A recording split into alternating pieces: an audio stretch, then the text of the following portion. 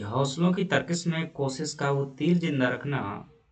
हौसलों की तरकश में कोशिश का वो तीर जिंदा रखना। हार जाओ जिंदगी में सब कुछ मगर जीत की उम्मीद जिंदा रखना। हेलो साथियों, एमपीपीएससी प्रीलिम्स 2026 को टारगेट करते हुए ये हमारी 18 नंबर की आज टेस्ट सीरीज है।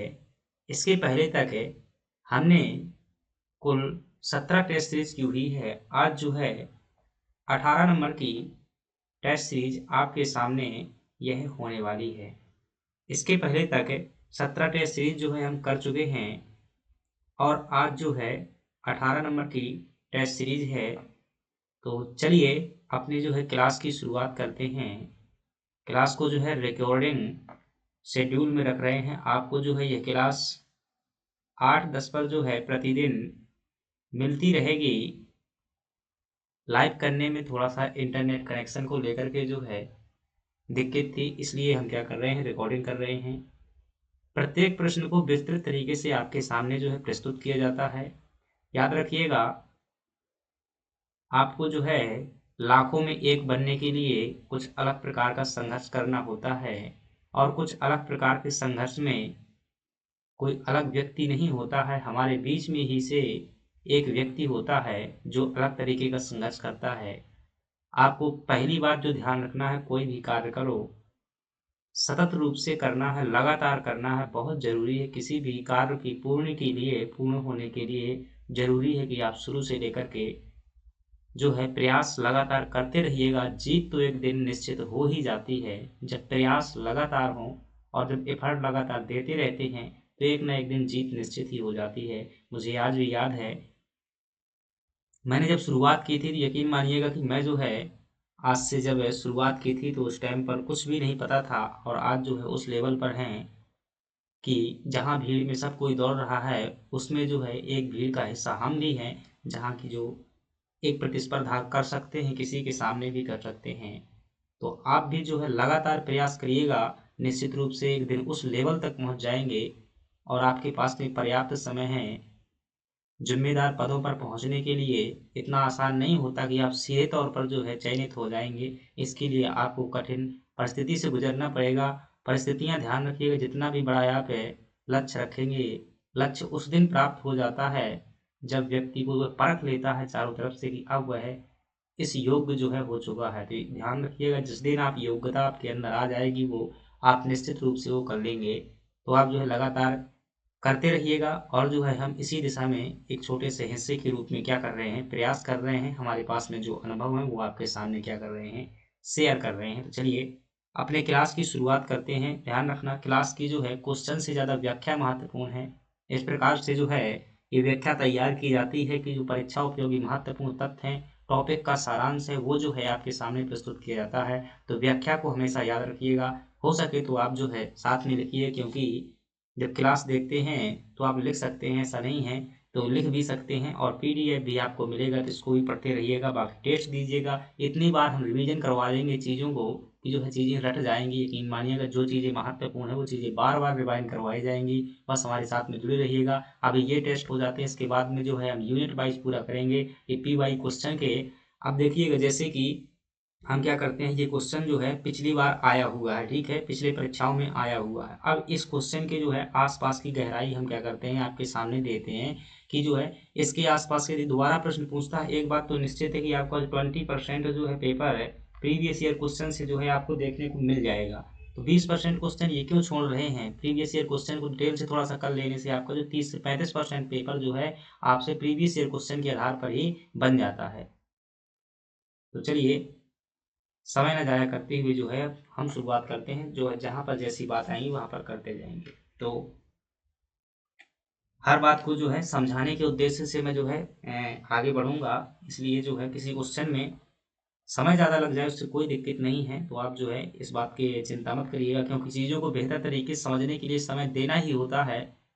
आप जो है अगर कोई कहता है कि 2 महीने में प्रीलिम्स का सिलेबस पूरा हो जाएगा, 1 महीने में पूरा करवा देंगे, तैयारी हो जाएगी, तो यह सिर्फ जो है एक कहने के लिए है। शिक्षा वर्तमान में व्यापार है। आप जानते हैं कि वर्तमान में शिक्षा जो है एक व्यवसाय बन चुका है और इसमें जो है अपना लाभ कमाने के लिए कोई कुछ भी जो है बोलता रहता है। तो उन सब बातों पर ध्यान मत दीजिएगा, वास्तविकता को जो है आप गौर कीजिएगा और जो है प्रत्येक चीज़ के लिए समय देना होता है। अगर इतना आसान होता बिना समय दिए 4 दिन में हो जाता तो सब कुछ जो है ऐसे ही हो जाता है। इसके लिए क्या चलिएगा अब आपके सामने प्रश्न है। पहला प्रश्न है कि वर्ष 2011 की जनगणना के अनुसार निम्नलिखित में से किस राज्य में जनसंख्या वृद्धि दर सर्वाधिक है? तो आपका प्रश्न फ्रेंड्स किससे है? आपका प्रश्न जो है जनसंख्या वृद्धि को लेकर जो है आपका प्रश्न है। तो हम जो है इसे समझते हैं। जनसंख्या वृद्धि को लेकर के आपका प्रश्न पूछा गया। तो सबसे पहली बात है जनसंख्या वृद्धि। आपसे पूछा जाए कि जनसंख्या वृद्धि क्या होती है, तो जनसंख्या वृद्धि से आशय जो है मुख्य रूप से दशकीय जनसंख्या वृद्धि दर से होता है। किससे होता है? दशकीय जनसंख्या वृद्धि दर से लगाया जाता है। अर्थात 10 वर्षों में जो है किसी क्षेत्र विशेष की जनसंख्या में कितनी वृद्धि हुई है और कोई भी कमी रह जाती है, स्पीड से पढ़ाना है, धीरे पढ़ा रहे हैं या और कम पढ़ाना है, तो आप जो है कमेंट बॉक्स में ज़रूर बताइएगा, क्योंकि आपके सुझाव के अनुसार ही जो है क्लास को जो है आपके इंटरेस्ट के अकॉर्डिंग बनाया जा सकता है। तो 10 वर्ष के दौरान जो है किसी क्षेत्र की जनसंख्या में जो क्या होती है, वृद्धि होती है, उसी को क्या कहा जाता है? दशकीय जनसंख्या वृद्धि। जैसे कि अभी तो 2011 के बाद जनगणना नहीं हुई है, तो ये जनगणना जो है 2001 में हुई थी। पिछली जनगणना कब हुई थी? 2001 में हुई थी। और 2001 के बाद जो है नवीन जनगणना हर बार 10 वर्षों में होती है। तो अगली जनगणना कब होगी? ये 2011 में जो है अगली जनगणना जो है हुई है। अगली जनगणना कब हुई है? 2011 में जो है अगली जनगणना 2011 में हुई है। तो इस दौरान जो कितना समय मिला हुआ है? 10 वर्षों का यहाँ पर जो है समय लगा हुआ है। 10 वर्षों का जो है समय लगा हुआ है। और इस 10 वर्ष के समय में जो है कितनी जनसंख्या वृद्धि हुई है, इसी को क्या कहते हैं? दशकीय जनसंख्या वृद्धि दर जो है कहा जाता है। तो चीजों को जो है ध्यान देंगे। अब दशकीय जनसंख्या वृद्धि दर में इसमें जो है आपको ध्यान रखना है, पहली बात जो है हम भारत के नजरिए से देखेंगे कि भारत की दशकीय जनसंख्या वृद्धि दर कितनी रही है और मध्य प्रदेश की जो है दशकीय जनसंख्या वृद्धि दर कितनी रही है। दोनों को हमेशा जो है साथ में करते हैं। आपसे पूछे मध्य प्रदेश की दशकीय जनसंख्या वृद्धि दर जो है कितनी रही है, तो एक जो होगा आपके सामने क्या होगा? मध्य प्रदेश का डाटा होगा और दूसरा जो होगा वो होगा भारत के संदर्भ में जो है डाटा होगा। तो एक मध्य प्रदेश के संदर्भ में और दूसरा भारत के संदर्भ में। तो चीज़ों को जो है ध्यान दीजिएगा। जब भारत की बात करें कि भारत की दशकीय जनसंख्या वृद्धि दर कितनी है, तो वर्तमान में ध्यान रखिएगा 17.7% जो है भारत की क्या है? दशकीय जनसंख्या वृद्धि दर है। और मध्य प्रदेश की दशकीय जनसंख्या वृद्धि दर कितनी है? तो 20.3% जो है मध्य प्रदेश की दशकीय जनसंख्या वृद्धि दर है। आपसे पूछे कि सबसे ज्यादा दशकीय जनसंख्या वृद्धि दर किसकी थी? आपसे क्या पूछे कि सबसे ज्यादा जो है दशकीय जनसंख्या वृद्धि दर किसकी थी और सबसे कम दशकीय जनसंख्या वृद्धि दर कितनी थी? सबसे ज्यादा में जब देखेंगे तो सर्वाधिक दशकीय जनसंख्या वृद्धि दर वाला राज्य जो रहा है आपका, वह कौन रहा है? मेघालय जो है सबसे ज्यादा दशकीय जनसंख्या वृद्धि दर वाला क्या रहा है? राज्य रहा है। वहीं सबसे कम दशकीय जनसंख्या वृद्धि दर यहाँ पर जो क्या रही है? नकारात्मक रही है। नागालैंड में जो है दशकीय जनसंख्या वृद्धि दर क्या रही है? नकारात्मक रही है, यानी कि यहाँ जनसंख्या बढ़ी ही नहीं है। मध्य प्रदेश में जब मुझे सबसे ज्यादा किसकी थी, तो सबसे ज्यादा दशकीय जनसंख्या वृद्धि दर जो है इंदौर की थी। और सबसे कम जो है, इसमें आप 3 जिले ध्यान रखना, कई बार 3 जिले पूछता है, तो इंदौर हो जाएगा और झाबुआ हो जाएगा आपका। इंदौर झाबुआ दूसरे नंबर पर हो जाएगा और तीसरे नंबर पर जो होगा, तीसरे नंबर पर होगा वो क्या होगा आपका? भोपाल जो है तीसरे नंबर पर हो जाएगा। 3 जो है सबसे ज्यादा जनसंख्या वृद्धि दर वाले जिले हैं। और न्यूनतम में ध्यान रखना, न्यूनतम में कौन कौन से हैं? अनूपपुर जो है न्यूनतम में जो है अनूपपुर है। और इसके बाद जो है दूसरे नंबर पर है वो है आपका बैतूल है। क्या है? बैतूल है। और तीसरे नंबर पर जो है छिंदवाड़ा है। आप ऐसे ABC करके भी ध्यान रखते हैं। A मतलब अनूपपुर, B मतलब बैतूल और C मतलब छिंदवाड़ा। तो ये क्या हो जाएंगे? मध्य प्रदेश और भारत के संदर्भ में दशकीय जनसंख्या वृद्धि दर हो जाएगी। आपसे प्रश्न पूछा है कि किस राज्य में जनसंख्या वृद्धि दर जो है सर्वाधिक है? सर्वाधिक को लेकर जो है प्रश्न पूछा गया है। तो आप ऑप्शन में एक हिसाब से बताएंगे कि जो है मेघालय राज्य की दशकीय जनसंख्या वृद्धि दर क्या है? वो सबसे ज्यादा है। चलिए अब अगले प्रश्न की बात करते हैं और अगला प्रश्न है हमारे पास में, भारत का क्षेत्रफल की दृष्टि से विश्व में किस देश के बाद जो है स्थान आता है? तो हर चीज को है डिटेल से आपके सामने जो है समझा जाएगा। तो ध्यान रखना, भारत के जब क्षेत्रफल की बात करते हैं तो क्या मैं यहाँ पर वर्ल्ड मैप ले लूँ क्या? वर्ल्ड मैप जो है नहीं मिल सकता अभी। क्षेत्रफल की दृष्टि से विश्व में किस देश के बाद स्थान आता है? तो जब आपसे पूछे क्षेत्रफल के बारे में, जब हम बात कर रहे हों वो भी किसके बारे में, भारत के बारे में, तो भारत के क्षेत्रफल संबंधी हम जो है यहाँ पर क्या देखते हैं, प्रश्न देखते हैं। देखिएगा, तो जब भारत के क्षेत्रफल संबंधी बातें करते हैं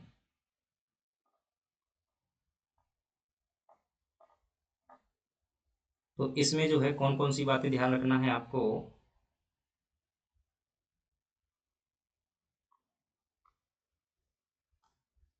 तो पहली बात ध्यान रखिएगा, जो भारत का क्षेत्रफल है वो कितना है, वर्तमान में जो क्षेत्रफल है भारत का वो कितना है, 32,87,263 वर्ग किलोमीटर क्या है, वर्तमान में भारत का जो है क्या देखने को मिलता है, क्षेत्रफल देखने को मिलता है। और यह जो है पूरे विश्व का कितने परसेंट है, पूरे विश्व का यह है मात्र 2.4% जो है क्षेत्रफल है, 2.42%, यानी कि भारत के पास में विश्व की जितनी भी धरती है पूरी उसका मात्र 2.42% है। स्थान कौन सा है क्षेत्रफल के मामले में, भारत का जो है विश्व में 7वां स्थान आता है। कौन सा स्थान आता है, तो जो है भारत का कौन सा स्थान आता है, 7वें नंबर का स्थान आता है, 7वां स्थान आता है। अब इधर देखेंगे, प्रश्न पूछ रहा है कि किस देश के बाद में स्थान आता है क्षेत्रफल की दृष्टि से। तो आप देखेंगे जब क्षेत्रफल की दृष्टि से बात की जाए तो पहले नंबर में जो स्थान आता है वो आपका रूस का आता है, और जो दूसरे नंबर में स्थान आता है, दूसरे नंबर में हमें स्थान देखने को मिल जाता है रूस के बाद जो है कनाडा का देखने को मिल जाता है। तीसरे नंबर में जो है यह स्थान चीन का देखने को मिल जाता है। चौथे नंबर में जो है यह स्थान हमें अमेरिका का देखने को मिल जाता है। तो और पाँचवें नंबर में जो है यह है ब्राज़ील। पाँचवें नंबर में जो है यूएसए के बाद जो है ब्राज़ील का स्थान आता है क्षेत्रफल के मामले में। और ब्राज़ील के बाद जो छठवें नंबर में जो है ऑस्ट्रेलिया का स्थान आता है, किसका, ऑस्ट्रेलिया का। और सातवें नंबर में जो स्थान आता है किसका आता है, हमारे भारत का आता है सातवें नंबर का स्थान। और आठवें नंबर का स्थान जो आता है वो अर्जेंटीना का आता है, ध्यान रखिएगा। तो अलग अलग प्रकार के प्रश्न बनते हैं। आपसे प्रश्न पूछ लेता है कई बार कि भारत का क्षेत्रफल का जो मतलब स्थान है वो किस देश के बाद में आता है और किस देश के पहले आता है। तो छठवें नंबर का और आठवें नंबर का आपको ध्यान रखना है अच्छे तरीके से, अर्जेंटीना के पहले और ऑस्ट्रेलिया के बाद आता है। तो प्रश्न पूछा है किस देश के जो है बाद स्थान आता है, तो आपका सही जवाब क्या हो जाएगा, ऑस्ट्रेलिया के बाद जो है स्थान आता है। तो बी ऑप्शन क्या हो जाएगा, सही हो जाएगा।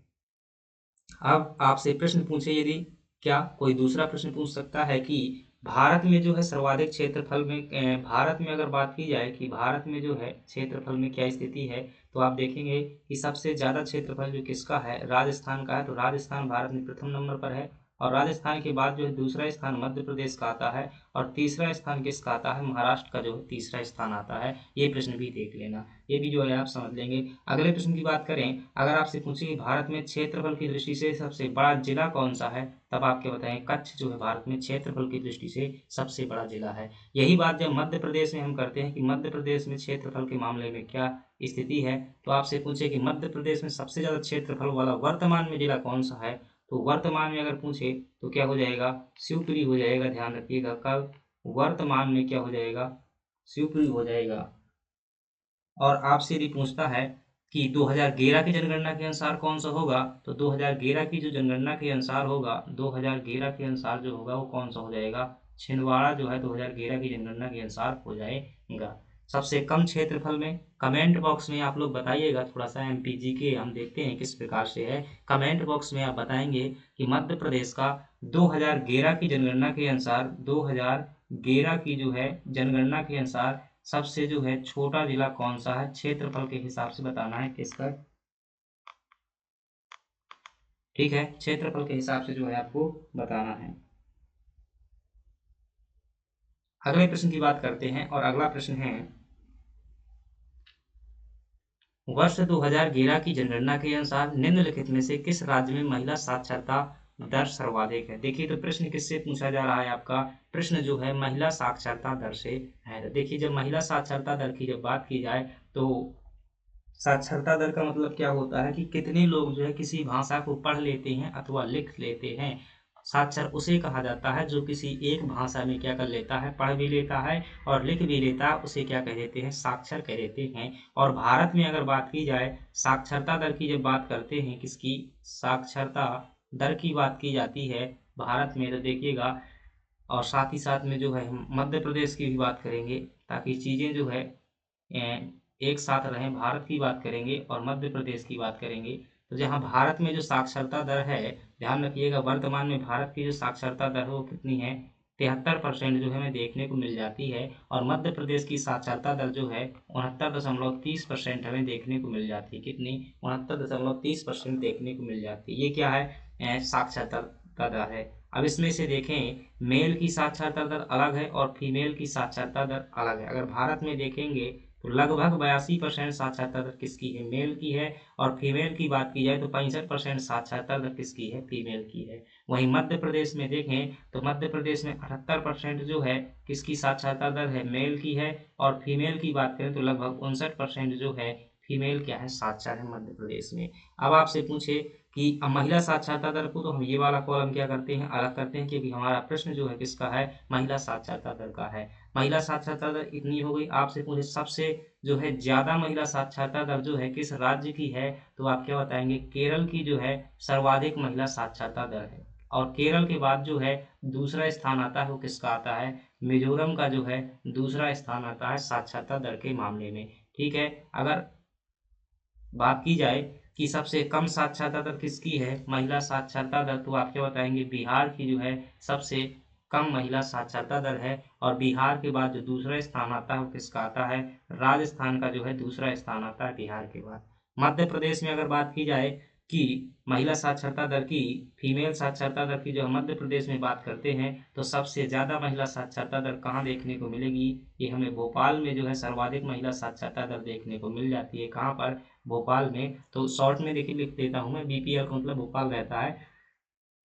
और जब पूछे आपसे न्यूनतम महिला साक्षरता दर कहाँ पर है, तो अलीराजपुर की जो है आपकी क्या है? न्यूनतम महिला साक्षरता दर है। ध्यान रखिएगा। तो इतनी चीजें आपको ध्यान रखना है। प्रश्न क्या पूछा गया है? किस राज्य में महिला साक्षरता दर सर्वाधिक है? तो आपका सही जवाब क्या हो जाएगा कि मिजोरम राज्य में जो है सर्वाधिक महिला साक्षरता दर है। आई होप चीजें जो है आपको क्लियर तरीके से समझ में आ रही होंगी। अगले प्रश्न की बात करते हैं, और अगला प्रश्न है लौह अयस्क को लेकर के मध्य प्रदेश में प्रश्न पूछा गया है। किसको लेकर के? लौह अयस्क को लेकर के जो है प्रश्न पूछा गया है। तो मैं एक नई स्लाइड मुझे लगता है ले लेता हूं, और आपको पहले लौह अयस्क का डाटा बता देता हूं, ताकि चीजें जो है आपको क्लियर रही हैं। तो एक हम न्यू स्लाइड लेते हैं, और चलिए इसे हम जो थोड़ा सा डिलीट करेंगे।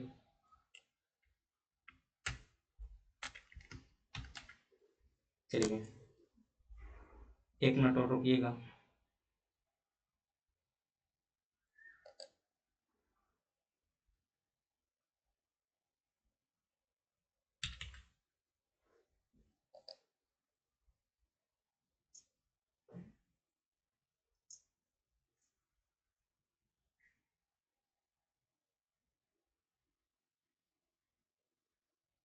चलिए मध्य प्रदेश में हम किसकी बात कर रहे हैं? मध्य प्रदेश में लौह अयस्क को लेकर के बात करते हैं। लौह अयस्क को लेकर के कहाँ बात कर रहे हैं? मध्य प्रदेश में बात कर रहे हैं। लोहा को लेकर के बात कर रहे हैं। तो आपको क्या क्या चीजें जो है ध्यान रखनी है? सबसे पहली बात ध्यान रखिएगा, लोहा की अगर बात की जाए मध्य प्रदेश में, तो क्या प्रश्न मध्य प्रदेश को लेकर के है या भारत को लेकर के है? जस्ट मिनट देख लेते हैं।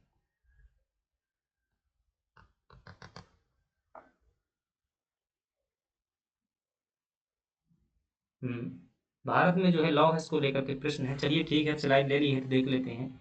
मध्य प्रदेश का जो है लौह अयस्क के मामले में आपसे पूछे कौन सा स्थान है, तो ध्यान रखिएगा लौह अयस्क के मामले में। अब जो है 2021 के डाटा के अनुसार अगर देखेंगे, जो इंडियन मिनरल बुक के अनुसार जो है 2021 का डाटा है, उसमें जो है लोहा के मामले में 5वें स्थान पर बताया गया है। लेकिन अभी 2022-23 का जो डाटा है, कब का? 2022-23 का जो डाटा है, ये इंडियन खान ब्यूरो के द्वारा भी जारी किया गया था। उससे जो मैंने देखा हुआ था, तो उसमें जो है इसमें मध्य प्रदेश का 6वां स्थान था लौह अयस्क के उत्पादन में, याद रखिएगा। और लोहा के मामले में बात करें तो जो आपका ये जबलपुर वाला जिला है, ये लौह अयस्क के उत्पादन में मध्य प्रदेश में जो है क्या है? अग्रणी है। जबलपुर जिला जो है अग्रणी है। और मध्य प्रदेश का जो लोहा है ये कहाँ? जापान देश के लिए जो है निर्यात किया जाता है। ध्यान रखिए, कहाँ के लिए? जापान देश के लिए जो है निर्यात किया जाता जापान देश के लिए क्या करते हैं, इसे जो है निर्यात किया जाता है जापान के लिए। चलिए अब जो है प्रश्न को पढ़ते हैं। अब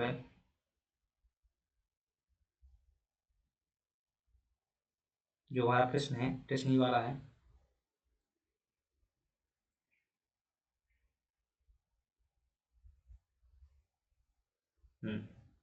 भारत में जो है कहता है लौह अयस्क के संबंध में निम्नलिखित कथन में से कौन सा सही नहीं। हमारे देश में मुख्यतः हेमेटाइट और लौह अयस्क के भंडार है। हेमेटाइट और मैग्नेटाइट ये कह रहा है भंडार है, तो यह बात जो है बिल्कुल सही है, इसके जो है भंडार हैं। हालांकि और भी जो 4 अयस्क होते हैं लोहा के 2 अयस्क ये हुए, प्लस जो है 2 अयस्क कौन से होते हैं, आपके जो 2 अयस्क हैं उनके नाम में आता है लिमोनाइट और सिरेराइट, जो है 2 अयस्क और आते हैं, लिमोनाइट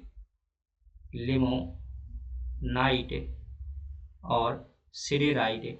सिरेराइट ये भी क्या है, लोहा के अयस्क हैं। तो आपसे पूछे कोई लोहा के 4 अयस्क कौन से हैं, तो लिमोनाइट, सिरेराइट, हेमेटाइट और मैग्नेटाइट। इसमें से सबसे अच्छी क्वालिटी का जो होता है वो हेमेटाइट होता है। देश के लौह अयस्क के कुल संचित भंडार का लगभग 80% झारखंड एवं उड़ीसा में देखने मिलता है। तो ये बात गलत लिखी हुई है, क्योंकि उड़ीसा जो है लोहा अयस्क के जो है कुल उत्पादन का लगभग 50% क्या करता है, उत्पादन करता है। उड़ीसा जो है क्या करता है, 50% क्या करता है, उत्पादन करता है। इसके बाद जो है दूसरा स्थान में उड़ीसा के बाद में हमें क्या देखने को मिलता है, छत्तीसगढ़ जो है उड़ीसा के बाद देखने को मिलता है। देन तीसरे स्थान में जो है हमें कर्नाटक देखने को मिलता है, और झारखंड का जो है चौथा स्थान देखने को मिलता है। और इसके बाद मध्य प्रदेश 5वें 6वें नंबर पर मध्य प्रदेश देखने को। ये बात क्या लिखी हुई है, गलत लिखी हुई है। कर्नाटक राज्य में बेल्लारी लौह अयस्क का प्रमुख क्षेत्र है। तो बेल्लारी हॉस्पेट जो है और खास ये जो है कुद्रेमुख पहाड़ी है, ये भी जो है लोहा के लिए जानी जाती है, तो ये बात सही है। मयूरभंज जिले का जो है लौह अयस्क उड़ीसा में महत्वपूर्ण स्थान है। तो मयूरभंज जिला कहाँ पर स्थित है, उड़ीसा में स्थित है। और मयूरभंज जिले में जो है 3 क्षेत्र हमें देखने को मिल जाते हैं लौह अयस्क से संबंधित। एक क्षेत्र जो है आपका क्योंझर है। दूसरा क्षेत्र जो है यहाँ पर एक बादाम पहाड़ है बादाम पहाड़। और जो तीसरा क्षेत्र है यहाँ पर गुरु महिसानी है। कौन सा है, गुरु महिसानी। ये जो है 3 प्रमुख है क्षेत्र हैं जो लौह अयस्क के लिए जाने जाते हैं, जो उड़ीसा के मयूरभंज जिले में स्थित हैं। तो इन्हें याद रखिएगा। अब यही तो प्रश्न पूछे जाते हैं, कई बार इनका नाम पूछ लेता है, कौन स्थित है कौन नहीं स्थित है। अब ऐसा पूछ लिया, ये उत्पादन में जो है आपका क्या है, अग्रणी स्थान है। और क्या प्रश्न पूछा जाता है, छत्तीसगढ़ की जो है खाने पूछ लेता है कई बार कि छत्तीसगढ़ में कौन सी लोहा अयस्क की खाने स्थित हैं। तो यहाँ पर 2 खाने हैं, एक है आपकी बैलाडीला, छत्तीसगढ़ में जो है एक है आपका बैलाडीला, और जो दूसरी हो जाएगी वो है टल्ली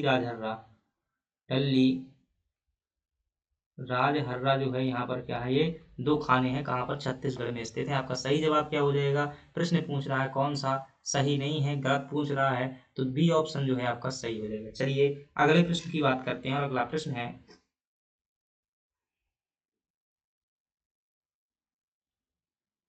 चलिए अगला प्रश्न है और पूछ रहा है कि वर्ष 2020-21 में निम्नलिखित में से कौन सा राज्य मूंगफली का सबसे बड़ा उत्पादक राज्य था। तो देखिए 2020-21 का डाटा है, तो इसमें जो है आपका क्या हो जाएगा, गुजरात जो है सही हो जाएगा। आंध्र प्रदेश जो है खासतौर से ये तम्बाकू उत्पादन के लिए जो है जाना जाता है। राजस्थान की ध्यान रखना, राजस्थान जो है आपसे पूछे सरसों के उत्पादन में प्रथम स्थान किसका है, सरसों के उत्पादन में प्रथम स्थान पर कौन है, राजस्थान है। साथ ही साथ जो है बाजरा के उत्पादन में भी जो है राजस्थान का क्या आता है, प्रथम स्थान देखने को मिलता है। तमिलनाडु जो है दक्षिण भारत में चावल उत्पादन के लिए खासतौर से और गन्ना उत्पादन के लिए भी जाना जाता है, इसलिए दक्षिण भारत में इसे चीनी या कटोरा भी कहते हैं। जो तमिलनाडु का एक स्थान है जिसका नाम है कोयम्बटूर, क्या नाम है, कोयम्बटूर नाम है, इसे क्या कहा जाता है, चीनी का कटोरा कहा जाता है, या धान का कटोरा भी इसे कह देते हैं। अगले प्रश्न की बात करते हैं, अगला प्रश्न है, डाफला मेरी अभोर मिसमी पहाड़ियों को पूर्व से पश्चिम के क्रम में जो है क्या करना है, आपको व्यवस्थित करना है। तो ये जो है पूर्वी हिमालय की क्या है, आपकी चोटियां हैं, और इन्हें क्या करना है, आपको जो है पूर्व से पश्चिम के क्रम में क्या करना है, व्यवस्थित करना है। तो चलिए व्यवस्थित कर देते हैं, पूर्व से पश्चिम के क्रम में इन्हें क्या करेंगे, व्यवस्थित करेंगे। तो इधर जो है मैं इसे क्या कर देता हूँ, क्रॉप कर देता हूँ, और अपन जो है उतनी चीज़ें ले लेते हैं जितनी जो हमें क्या है आवश्यकता है। एक क्रॉप ये नहीं हो रहा।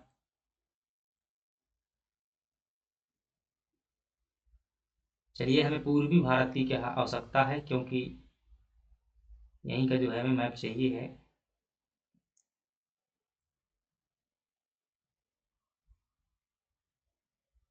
ठीक है, आई होप चीज़ें जो है आपको क्लियर तरीके से इसमें दिख रही होंगी। आपसे प्रश्न पूछ रहा है कि पश्चिम से पूर्व की ओर क्या करना है। जो पूर्व की पहाड़ियां हैं, तो यहाँ से प्रश्न बनता है, ध्यान रखना, बहुत अच्छे तरीके से देखेंगे। तो ये जो आप देख पा रहे हैं अरुणाचल प्रदेश राज्य है। वैसे यहाँ पर मुझे लगता है कि पूर्व के अरुणाचल प्रदेश में 4 पहाड़ियां हैं। कितनी हैं? 4 पहाड़ियां हैं। एक है आपकी ये से क्या कहते हैं डापला है, इधर जो है मेरी है, डापला, मेरी, आभोर और मिसमी, ये 4 पहाड़ियां जो है आपकी कहाँ पर स्थित हैं? अरुणाचल प्रदेश में स्थित हैं। मैंने जो है शॉर्ट में लिख देता हूँ, ये हो जाएगी आपकी डी, मतलब जो है डापला हो जाएगी। डी मतलब क्या हो जाएगी? ये हो जाएगी डापला, और ये हो जाएगी आपकी मीरी, एम, और ये हो जाएगी आपकी आभोर। ये क्या हो जाएगी? आभोर पहाड़ी हो जाएगी। और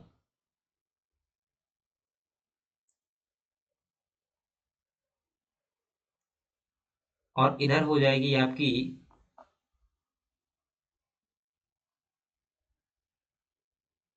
मिसमी पहाड़ी जो है इधर हो जाएगी। तो कुल मिलाकर के ये कितनी है आपकी? 5 पहाड़ियां जो है हमें देखने को मिलती हैं। भाई पेन जो है पता नहीं चल रहा, दिमाग सही नहीं है। इधर हो जाएगी आपकी कौन सी पहाड़ी? मिसमी पहाड़ी जो है इधर हो जाएगी। एक सेकंड रुकिएगा।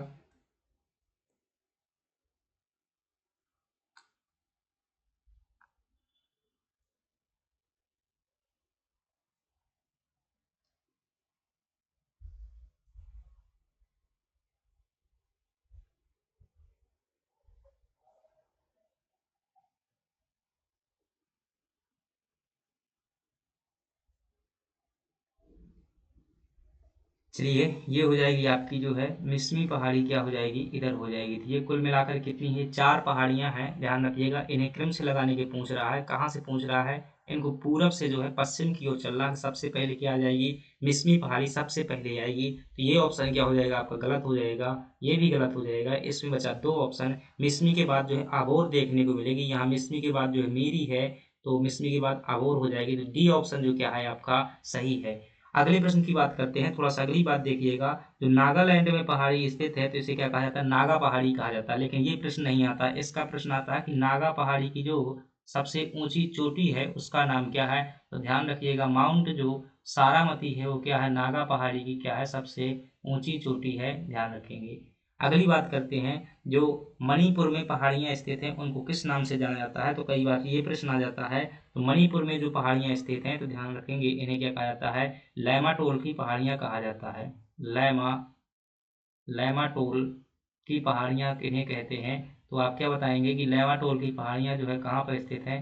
बहुत महत्वपूर्ण है, इधर जो है गौर नहीं करते हैं लोग। और जो मिजोरम में पहाड़ियां स्थित है, ये राज्य कौन सा है आपका? मिजोरम है। और मिजोरम में जो पहाड़ियां स्थित है उन्हें क्या कहा जाता है? लोसाई पहाड़ी कहा जाता है। क्या कहा जाता है? लोसाई पहाड़ी कहा जाता है। 2 बार जो है एमपीपीएससी यहाँ से प्रश्न पूछ चुका है। लोसाई पहाड़ी की जो सबसे ऊंची चोटी है उसे क्या कहते हैं? नीला पर्वत उद्यान कहते हैं। क्या कहते हैं? ब्लू माउंटेन कहते हैं। ब्लू माउंटेन कहा जाता है। और ये प्रश्न 2020 में एमपीपीएससी में आया हुआ था। ब्लू माउंटेन यानी कि नीला पर्वत उद्यान, यह क्योंकि एक नेशनल पार्क भी है यह चोटी, तो इसलिए नीला पर्वत उद्यान कह दिया जाता है। तो आपका प्रश्न का सही जवाब क्या हो जाएगा? ऑप्शन डी जो है आपका सही जवाब हो जाएगा। अगले प्रश्न की बात करते हैं। अगला प्रश्न है हमारे पास में।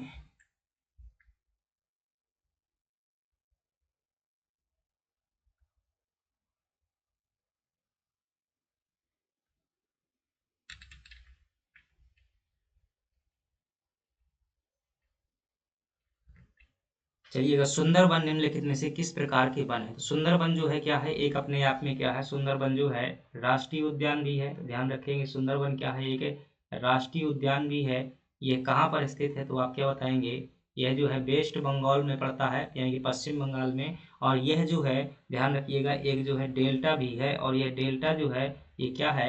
विश्व का सबसे बड़ा डेल्टा है। क्या है? यह जो है सबसे बड़ा डेल्टा है विश्व का, और जो है यह डेल्टा किसके द्वारा, गंगा और ब्रह्मपुत्र नदियों के द्वारा जो है बनाया जाता है। किसके द्वारा, गंगा और ब्रह्मपुत्र नदियों के द्वारा जो है बनाया जाता है। अब ये सुंदरबन के क्षेत्र में जो है समुद्र के किनारे स्थित है, तो यहाँ पर जो है कैसे वन पाए जाते हैं, तटीय वन पाए जाते हैं। इसका नामकरण जो है यहाँ पर पाए जाने वाले सुंदरी नाम के वृक्ष से जो है इसका नामकरण किया गया है। तो यहाँ पर कैसे वन मिलते हैं, तटीय वन मिलते हैं। आपसे प्रश्न पूछता है कि तटीय वन या ज्वारीय वन या इन्हीं को क्या कहा जाता है, मैंग्रोव वन भी कहा जाता है। क्या कहा जाता है, मैंग्रोव वन भी कहा जाता है। और सर्वाधिक मैंग्रोव वन कहाँ पर देखने को मिलते हैं, वेस्ट बंगाल में देखने को मिलते हैं।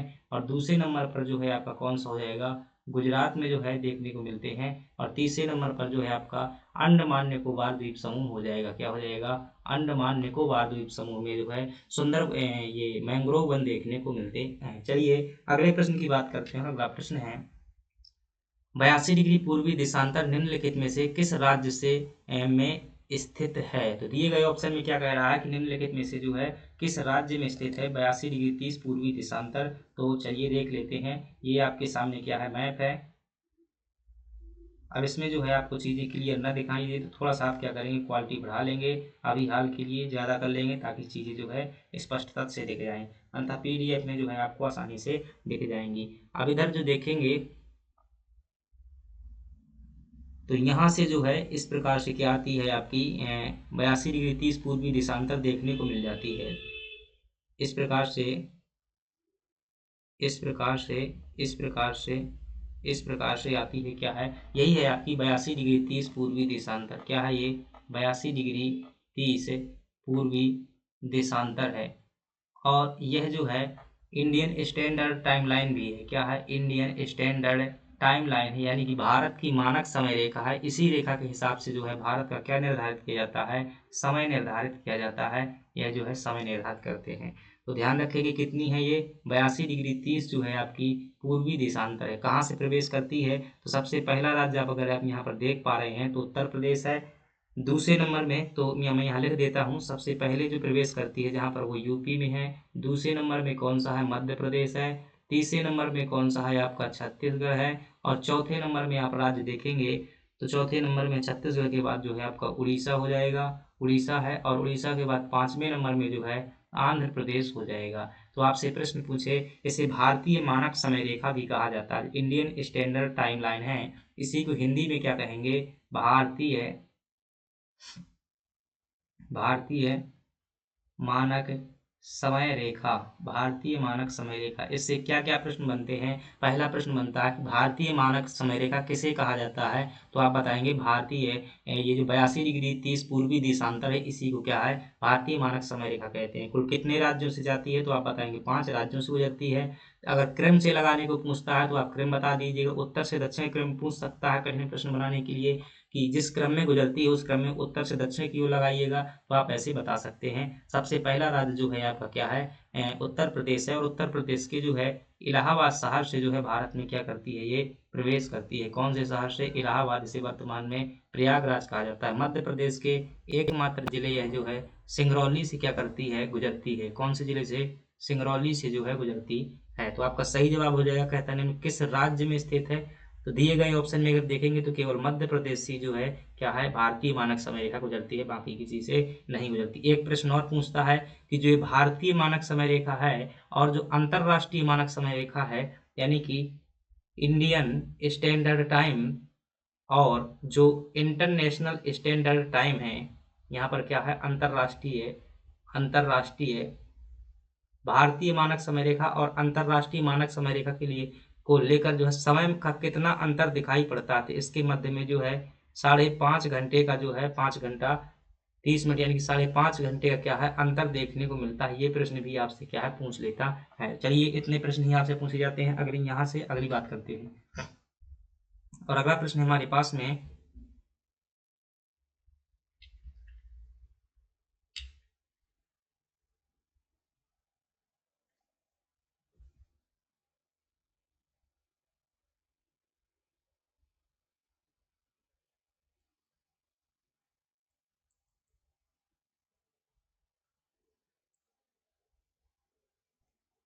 59 नंबर का प्रश्न है कि भारत में जो है पवन ऊर्जा क्षमता के संबंध में निम्नलिखित में से कौन सा कथन सही नहीं है। देखिए, पवन ऊर्जा में जब पूछे तो आप ध्यान रखना भारत का कौन सा स्थान है, तो भारत का पूरे विश्व में जो है चौथा स्थान है। प्रथम स्थान पर किसका है, चीन का स्थान है। तो भारत जो है पूरे विश्व में कितने नंबर पर है, चौथे नंबर पर है। आपसे पूछे कि भारत में जो है प्रथम किस राज्य का स्थान है, तो जो है इसमें जो प्रथम स्थान पर नाम आता है वो तमिलनाडु राज्य का जो है प्रथम स्थान आता है। दूसरे का आता है जो है गुजरात का जो है दूसरे में जो है स्थान आता है।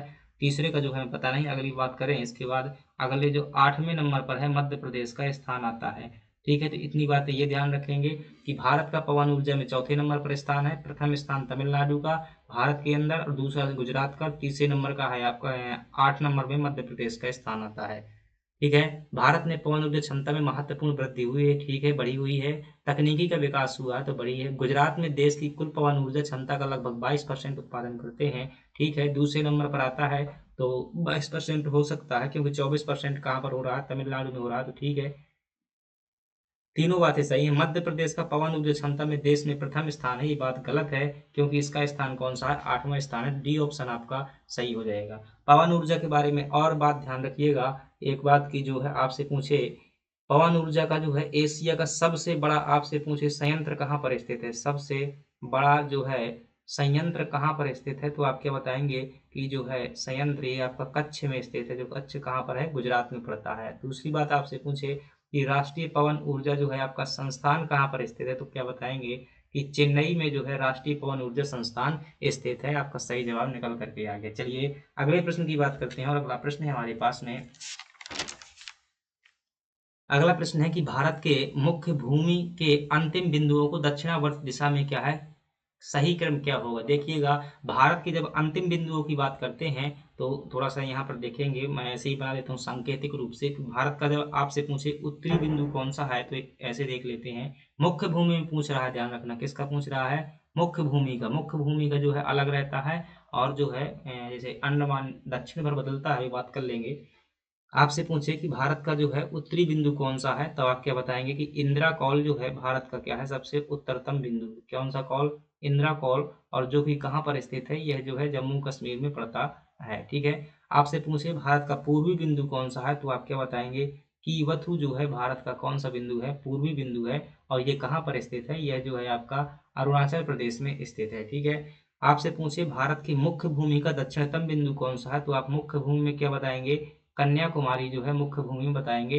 अगर ऑल ओवर पूछे और कन्याकुमारी कहाँ पर है, तमिलनाडु में है। अगर पूछे कि भारत का दक्षिणतम बिंदु कौन सा है, तो वो यहाँ पर स्थित है अंडमान निकोबार द्वीप समूह में, जिसका नाम है इंदिरा पॉइंट। क्या नाम है, इंदिरा पॉइंट नाम है। ठीक है, ये अंडमान निकोबार द्वीप समूह में, लेकिन यहाँ बात हो रही है मुख्य भूमि की बात हो रही है। और आपसे पूछे पश्चिमी बिंदु कौन सा है, तो पश्चिमी बिंदु जो है भारत का वो है गौहर माता, जो है भारत का पश्चिमी बिंदु है, ये ध्यान रखिएगा। और गौहर माता कहाँ पर स्थित है, ये जो है आपका गौहर माता जो है गुजरात में स्थित है। अब प्रश्न क्या पूछा है कि दक्षिणावर्त दिशा में बताइए। दक्षिणावर्त दिशा क्या होती है, घड़ी की जो सुई की दिशा होती है वो क्या है, दक्षिणावर्त है। यानी कि इस प्रकार से दिशा, इस प्रकार की दिशा में बताना है आपको, इस प्रकार से और इस प्रकार से बताना। सबसे पहले नंबर में क्या आ जाएगा, इंदिरा कौल। दूसरे नंबर में आ जाएगा,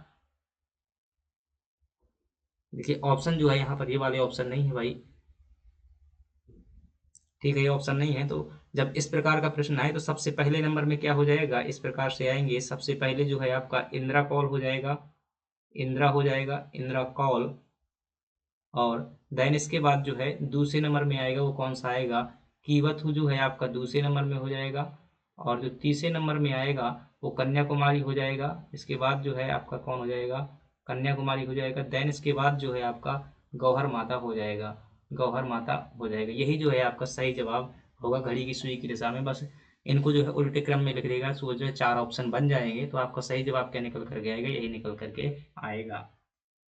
चलिए अगले प्रश्न की बात करते हैं, और अगला प्रश्न है भारत छोड़ो आंदोलन किस तिथि को जो है शुरू किया गया था। भारत छोड़ो आंदोलन से जुड़ी जो है सभी बातें इसमें क्या है देखेंगे।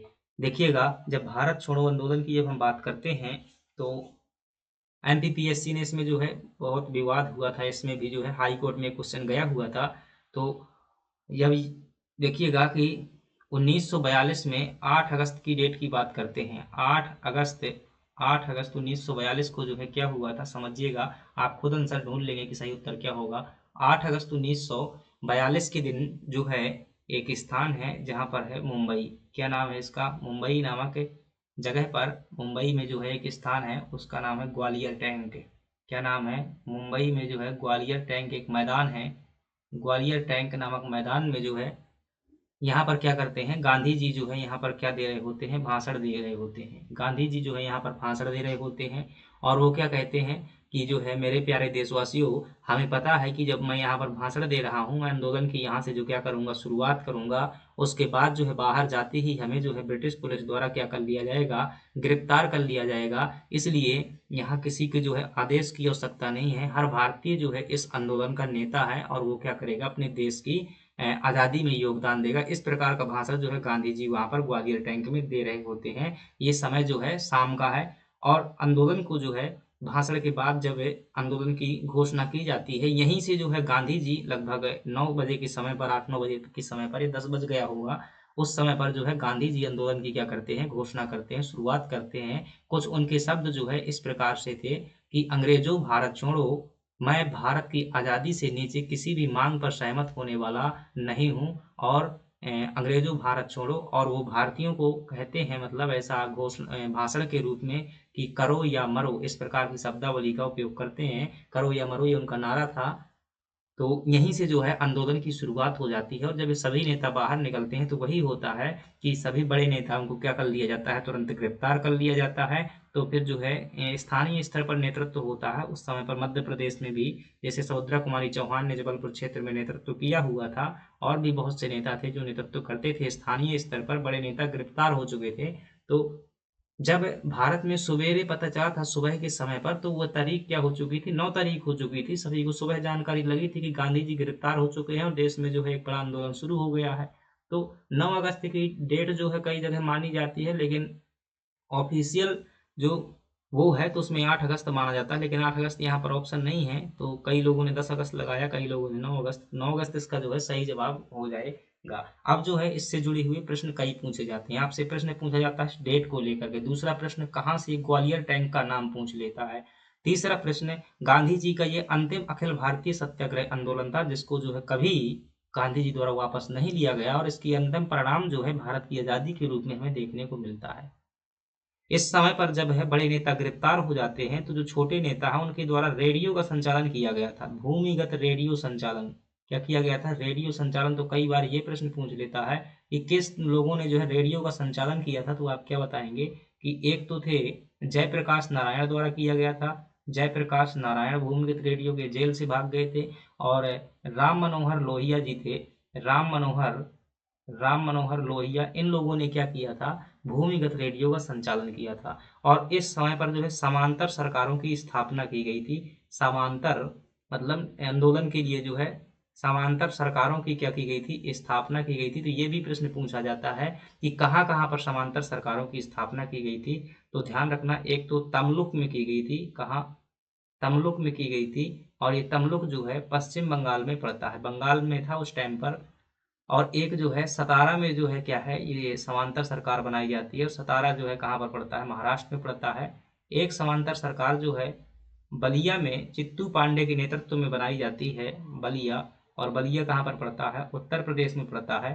और जो है एक और बनाई जाती है, एक जगह और है भारत में, जो है तामलुक हो गया, सतारा हो गया, बलिया हो गया, और एक जगह और है। अब देखो कई बार जो है चीज़ें याद नहीं आती हैं, तो आप ध्यान रखेंगे। तलचेर है आपका, उड़ीसा में पड़ता है तलचेर। तो तलचर में जो है ये बनाई गई थी, और तलचेर कहाँ पर पड़ता है, उड़ीसा में पड़ता है। आपसे पूछे भारत छोड़ो का नारा किसके द्वारा दिया गया था, तो आप क्या बताएंगे? जो यूसुफ मेहर अली थे, यूसुफ मेहर अली, इनके द्वारा क्या दिया गया था, नारा दिया गया था। साइमन कमीशन का भी, जो साइमन गोवैक का नारा भी इन्होंने ही दिया हुआ था। और जो है इसमें प्रश्न पूछा जाता है आपसे, गवर्नर जनरल को लेकर के प्रश्न पूछ लेता है कि इस समय पर भारत के गवर्नर जनरल कौन थे। तो लिनलिथ वो जो है इस टाइम पर गवर्नर जनरल थे। लिनलिथ है, लिनलिथ है, वो जो है गवर्नर जनरल थे। बस इतनी बातें आप याद कर लीजिएगा, आपका प्रश्न जो है प्री के अंदर इतने में आ जाएगा। हालांकि जो है मेंस में जो है अपना इसका अलग ही अंदाज है, मेंस में प्रश्न पूछा जाता है यहाँ को लेकर कई प्रकार से, तो चर्चा करेंगे जब मेंस का टॉपिक रहेगा। अगला प्रश्न है हमारे पास में, कि पोथी पढ़ पढ़ जग मुआ पंडित भयानक होए, ढाई आखर प्रेम का पढ़े सुपंडित हो। ये कबीरदास जी की पंक्तियां हैं, ध्यान रखिएगा। इनसे क्या क्या प्रश्न पूछे जाते हैं कबीरदास जी से। तो पहली बात ध्यान रखिएगा, ये मध्यकालीन भारत में जो भक्ति आंदोलन हुए थे, क्या हुए थे, भक्ति आंदोलन हुए थे, उसके जो है ये एक संत थे। यह जो है कबीरदास जी जो है ये निर्गुण भक्ति धारा के उपासक थे। कौन से थे? निर्गुण भक्ति धारा के उपासक थे। किसी भी मूर्ति पूजा में विश्वास नहीं करते थे, न किसी ईश्वर में। ये निर्गुण, इनका मानना था कि ईश्वर जो है निर्गुण है, अर्थात कोई गुण नहीं है। वह जो है नित्य है, शाश्वत है, और जो है उसका कोई जो है निराकार है, उसका कोई रूप रंग नहीं है, काला गोरा मोटा किसी आदमी के समान नहीं है, वो किसी जानवर के समान नहीं है, उसकी कोई विशेषता ही नहीं बताई जा सकती है। ये क्या होती है? भक्ति की निर्गुण धारा है। और यह जो है इनके गुरु का नाम पूछ लेता है, तो संत जो रामानंद थे, जिन्होंने सभी के लिए भक्ति, ये 8 जातियों के इन्होंने अपने शिष्य बनाए हुए थे रामानंद ने। तो रामानंद के क्या थे? शिष्य थे, जो कबीरदास जी थे रामानंद के शिष्य थे। और कबीरदास की पुस्तक को लेकर के प्रश्न पूछता है, तो बीजक जो है इनकी पुस्तक का नाम है। इन्होंने जो तात्कालीन समय पर था, उन्होंने धर्म और जो पाखंडवाद था, आडंबर था, बहुत जो है गहरा घात लगाया हुआ था। और यह जो है सिकंदर लोधी के समकालीन थे, सिकंदर लोधी के समकालीन थे। अपनी भाषा का इन्हें जो है डिटेक्टर कहा जाता है, जो कुछ बोल देते थे वही सही है, ठीक है। तो ये भाषा का डिटेक्टर के रूप में जानते हैं, ध्यान रखें। एक बार तो सिकंदर लोधी के दरबार में चले गए थे, और सिकंदर लोधी ने इन्हें जो है पंक्तियों में कुछ कहा हुआ था, इन्होंने शायद बन की कोई पंक्तियां थी, तो विवाद हो गया था। तो वहां पर इन्होंने भी फिर से एक जो है अपना डायलॉग जो है वहां पर भाषा का डिटेक्टर के रूप में दरबार में ही कह दिया था कि कबीरा सोई पीर है जो जाने पर पीर। अब यहाँ पर पीर का जो मतलब क्या होता है, पीर का मतलब जो है आप पढ़ेंगे तो गुरु होता है, उसमें सूफी आंदोलन में जो है गुरु होता है। और पीर का मतलब हमारे यहाँ पर दया का भी मतलब समझते हैं, तो ऐसे ऐसे विवाद हो गया था। तो ये प्रश्न, मेरा कहानी बताने का मतलब है कि आप ये याद रख पाएँ कि सिकंदर लोधी के समकालीन थे। आपसे ये प्रश्न पूछा जाता है कि कबीर किसके समकालीन थे। और जो यहाँ से प्रश्न बनता है बीजक को लेकर के बनता है, और चीजें जो है इन्होंने कई प्रकार से मेंस में चर्चा करेंगे कि किस प्रकार से इनके जो इस पंक्ति का कहने का मतलब था कि लोग जो है किताबें तो कहने के लिए पढ़ लेते हैं, रट लेते हैं, लेकिन उसका वास्तविक मतलब नहीं पढ़ पाते हैं। कई लोग रामायण ग्रंथ पढ़ते हैं, महाभारत पढ़ते हैं, बहुत अच्छे अच्छे ग्रंथ पढ़ते हैं, लेकिन वह जान ही नहीं पाते हैं कि सभी जो है उसी में पढ़ लेते हैं कि सभी जीव जो है भगवान के क्या है, पुत्र हैं, अंश हैं, हिस्सा है। तो फिर भाई क्यों भेदभाव करते हो सभी लोग, जो क्यों महिला पुरुष की असमानता करते हो, क्यों करते हो कि नीच जाति का है, बड़ी जाति का है। तो यही कहना चाहते थे कबीरदास इस पंक्ति के माध्यम से। ऐसे ही नहीं, उन्होंने कई पंक्तियां कही। एक पंक्तियां उन्होंने ये कही थी हिंदू धर्म पर आघात करते हुए कि मूड़ मुड़ाए हरि मिलय तो मैं तो सब ले मुड़ाए, और बार बार के मुड़ते गर्रा स्वर्ग न जाए। गर्रा आप जानते हैं, जो भेड़ होती हैं, शायद बड़ी भेड़ के लिए शब्द प्रयोग लेते हैं। भेड़ तो होती है, इसकी जो है बाल बिजनेस के रूप में इनका उपयोग किया जाता है, जो है तो इन्हें बेचा जाता है। तो बहुत बार जो है इनके बाल काट दिए जाते हैं, यानी कि मोड़ दिया जाता है इनको। जिस प्रकार से जो है बच्चों को मोड़ा जाता है, उसी प्रकार से जो है इन्हें मोड़ दिया जाता है, लेकिन यह स्वर्ग नहीं जाती है। इसी प्रकार से यह सिर्फ हिंदू धर्म में नहीं, मुस्लिमों पर भी जो प्रहार करते हैं, वो मस्जिद, और इनको जो है वो कहते हैं कि कंकड़ पत्थर जोड़ के मस्जिद लिया बनाए, तापर मुल्ला बाग दे क्या बहिरा हुआ खुदा है। सुबह से आप देखेंगे कि इस्लाम धर्म के लोग अल्लाह अकबर करते हैं इस प्रकार से, तो उनको भी ये टिप्पणी करते हुए कहते हैं कि क्या आपका जो खुदा है उसको सुनाई नहीं देता है, क्या बहरा हो गया है। तो ऐसे जो है कई प्रकार से टीका टिप्पणियां की हुई है। चैतन्य महाप्रभु बहुत महत्वपूर्ण व्यक्ति हैं। बंगाल में जो है इन्हें भक्ति आंदोलन का जनक कहा जाता है बंगाल में। और जो आप हिंदू धर्म में कीर्तन प्रणाली पढ़ते हैं, ये गाँव में जो है कीर्तन होता है अभी भी, भगवान के इसमें भजन किया जाता है, तो कीर्तन का आविष्कारक जो है किन्हें माना जाता है? चैतन्य महाप्रभु की ही माना जाता है। चलिए अगले प्रश्न की बात करते हैं, और अगला प्रश्न है विजयनगर साम्राज्य की स्थापना किसने की थी? तो महत्वपूर्ण रूप से इसमें चीजें जो है हम ध्यान रखेंगे। विजयनगर साम्राज्य में क्या क्या चीजें ध्यान रखना है आपको। तो विजयनगर साम्राज्य की स्थापना किस वर्ष हुई थी, सीधा सा प्रश्न पूछा गया है। तो आप ध्यान रखेंगे कि 1336 में जो है इसकी स्थापना की गई थी। इस समय पर जो है दिल्ली का सुल्तान कौन था? मोहम्मद बिन तुगलक जो है दिल्ली का सुल्तान था। और दो भाई थे जो, जिनका नाम था, एक का नाम था हरिहर, दूसरे का नाम था बुक्का। तो हरिहर और बुक्का नाम के दो भाइयों ने, थोड़ा सा कहानी अगर समझेंगे तो और जो बेहतर समझ में आएगा। दिल्ली में सुल्तान जो है मोहम्मद बिन तुगलक था, और ये जो दक्षिण भारत में क्या कर रहे थे, इधर पर जो है क्या करते हैं ये,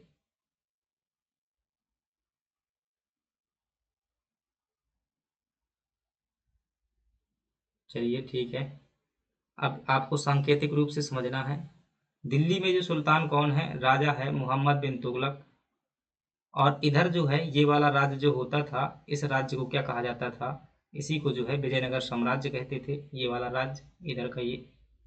अब इधर जो है बहुत दूर था यहाँ पर, तो यहाँ के दो भाई हैं, एक का नाम है हरिहर और एक का नाम है बुक्का। तो ये दो भाई हैं, ये विद्रोह करते हैं, तो मोहम्मद बिन तुगलक यहाँ से आता है, इन दोनों को क्या कर लेता है, पकड़ करके ले जाता है। ये दोनों व्यक्ति वहां पर जाकर के क्या कर लेते हैं, इस्लाम धर्म को जो है स्वीकार कर लेते हैं। मोहम्मद बिन तुगलक को लगता है कि ठीक है भाई, ये लोग जो है अब हमारे आदमी हो चुके हैं, और दोबारा से जो है विजयनगर में विद्रोह होता है। तो हरिहर बुक्का और दोनों भाई कहते हैं कि तुगलक साहब जो है हमें क्या कीजिएगा, हमें एक मौका दे दीजिएगा, हम बहुत अच्छे तरीके से दक्षिण भारत में जानते हैं सब कुछ, और आपको जो है वहां से जो है ये सबको विद्रोह को दबा देंगे। तो मोहम्मद बिन तुगलक इन्हें फिर से भेजता है, और यहाँ पर आकर के जो इनके गुरु जी होते हैं, शायद उनका नाम माधव विद्यारण्य था, माधव विद्यारण था, विद्यारण, ये क्या करते हैं, हिंदू धर्म में पुनः से दीक्षित कर देते हैं। और ये दोनों भाई ने क्या की, 1336 ईस्वी में विजयनगर साम्राज्य की स्थापना की, और इन्होंने जो है सबसे पहले संगम वंश की स्थापना की, यानी कि प्रथम राजवंश जो था विजयनगर साम्राज्य का संगम वंश था। संगम वंश के बाद यहाँ पर दूसरा राजवंश सालू वंश शासन करता है। सालू के बाद में यहाँ पर जो है तुलु वंश शासन करता है, तुलु वंश। और जो चौथा अंतिम राजवंश यहाँ पर अरवीडू वंश जो है यहाँ पर शासन करता है।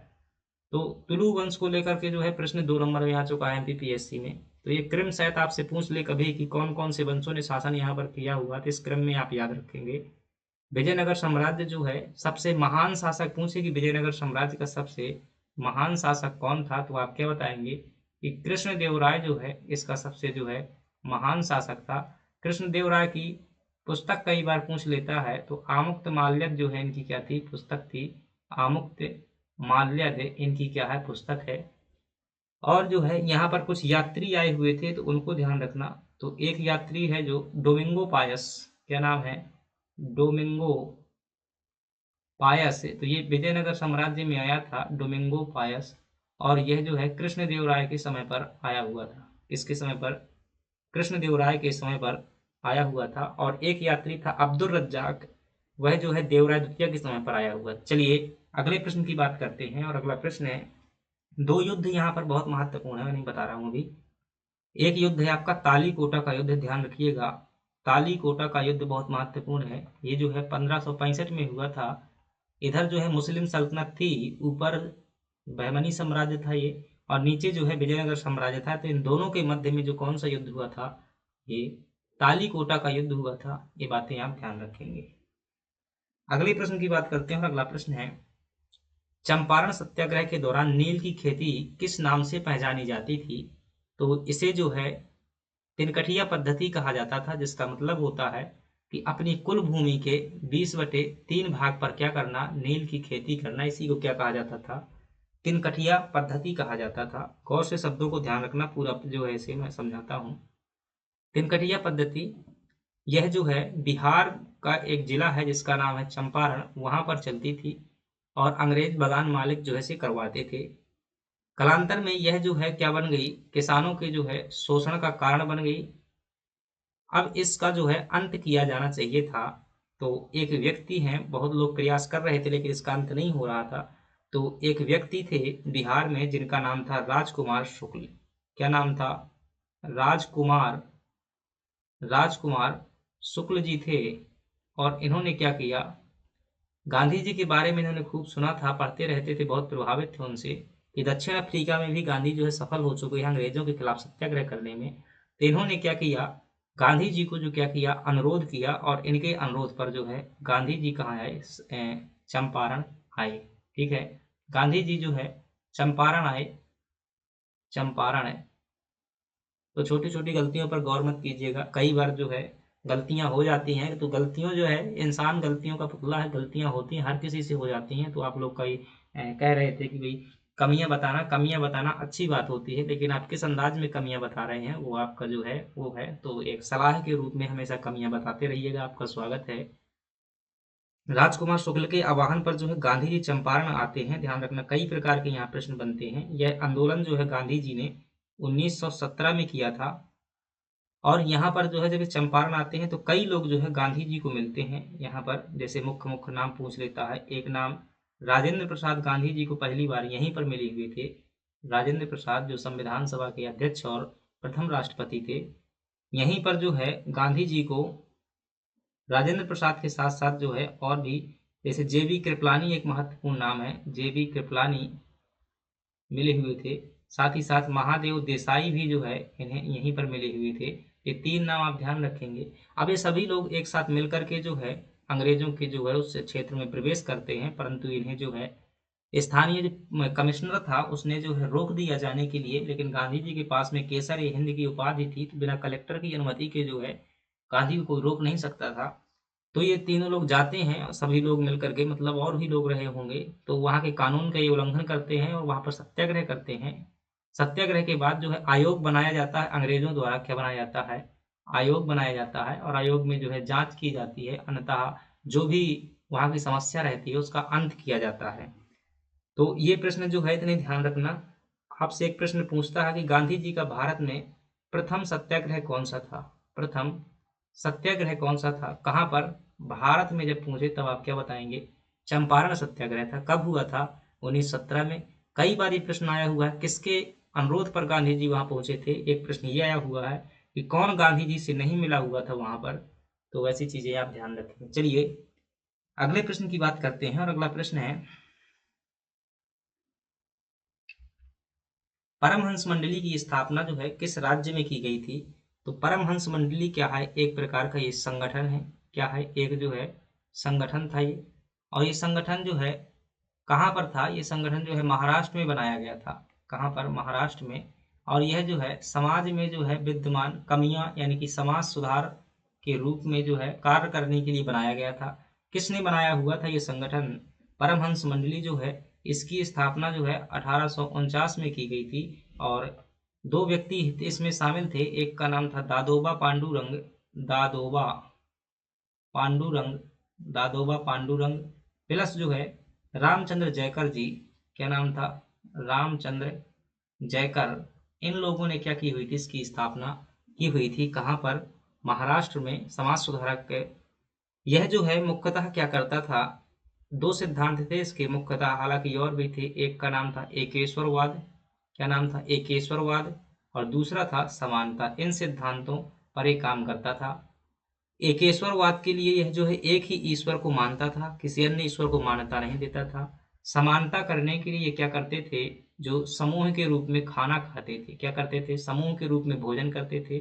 और खाना कौन पकाता था? तो ध्यान रखिएगा, जो निम्न जाति के लोग होते थे उनके द्वारा खाना पकाया जाता था, और वह जो है सभी बड़ी जाति के, छोटी जाति के सभी लोग जो है खाना खाते थे। साथ ही साथ ये विधवा पुनर्विवाह और महिलाओं की उन्नति के लिए भी जो है समर्थक थे। ये संगठन आपका कहाँ पर था? महाराष्ट्र में था। इतनी बातें ध्यान रखना है। चलिए अब अगले प्रश्न की बात करते हैं, और अगला प्रश्न है, तहकीक हिंद किताब के लेखक कौन थे? तो यह जो है आपके जो है अलबरूनी साहब जो है इस किताब के लेखक थे। आपसे प्रश्न पूछा जाता है अलबरूनी जो है कब भारत में आया हुआ था? तो महमूद जो है गजनबी के साथ में यह भारत आया हुआ था, और इन्होंने जो किताब लिखी थी तहकीक हिंद, महमूद गजनबी के साथ में जो है भारत आया था। और ये जो अलबरूनी हैं, ये पुराणों का जो है अध्ययन करने वाला प्रथम मुस्लिम है। क्या? पुराणों का जो है अध्ययन करने वाला प्रथम मुस्लिम था। भारत की जाति प्रथा, समाज व्यवस्था, त्योहार इत्यादि का वर्णन अपनी पुस्तक तहकीक हिंद में जो है ये करता है। अगला प्रश्न है, अब्दुल रज्जाक जो है यह विजयनगर में जो है आने वाला क्या था? एक यात्री था। विजय नगर में आया हुआ था। और किसके समय पर? देवराय द्वितीय नाम के शासक के समय पर ये आया हुआ था। जियाउद्दीन वर्नी, इन्होंने तारीख फिरोज शाही नाम की किताब लिखी हुई है। तारीख फिरोज शाही नाम की किताब लिखी हुई है। शायद ये फिरोज शाह तुगलक की जो है आत्मकथा है। अमीर खुसरो, जिन्हें क्या कहा जाता है, मुख्य पुस्तक है इनकी, ध्यान रखना, तोता ए हिंद जो है, पहली बात इनकी उपाधि क्या है, तोता ए हिंद कहा जाता है। और इनकी जो पुस्तक है, कई पुस्तक है, एक पुस्तक है तुगलकनामा, तुगलकनामा, तुगलक वंश की सत्ता प्राप्ति का संघर्ष इसमें दिखाया गया है। चलिए अगले प्रश्न की बात करते हैं। अगला प्रश्न है, प्रार्थना समाज की स्थापना किसके द्वारा की गई थी? तो हमने जो है, देखिएगा मैं बताता हूँ डिस्क्रिप्शन। पिछला संगठन जो है मैंने बहुत डिटेल से पढ़ाया हुआ था। इस संगठन का नाम था ब्रह्म समाज, और 2-3 बार एमपीपीएससी यहाँ से प्रश्न पूछ चुकी है। स्टार लगा करके लिख लीजिएगा, 100% प्रश्न आएगा। कौन सा?